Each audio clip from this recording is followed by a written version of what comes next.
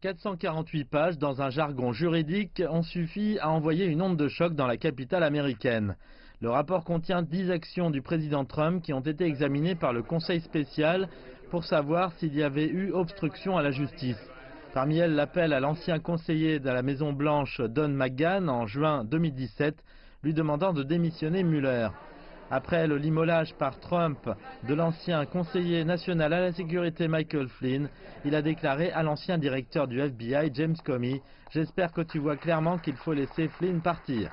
Trump a nié, mais à la sortie du rapport, le président a tweeté « Game over » à l'adresse de ses opposants. Ils passent une bonne journée, je passe une bonne journée.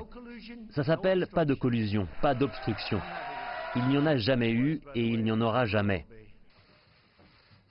L'attorney général William Barr a tenu une conférence de presse sur le rapport avant qu'il ne soit rendu public, décrivant la responsabilité de la Russie d'interférences systématiques et substantielles dans les élections américaines de 2016.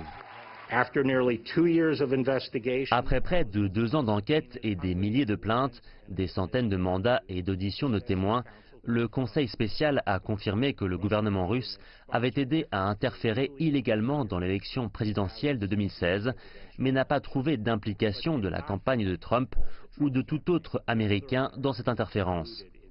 Mais après avoir mis la main sur le rapport, les démocrates remettent en cause la décision de Barr de blanchir le président des accusations d'obstruction à la justice. L'attorney général Barr semble avoir montré une volonté de miner son propre département de façon à protéger le président Trump.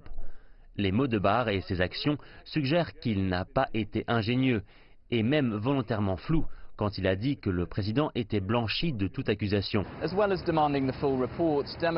démocrates demandent non seulement le rapport complet, mais aussi d'entendre l'homme qui est au centre de l'enquête. Ils demandent que Robert Mueller témoigne devant le Congrès dans les semaines qui viennent.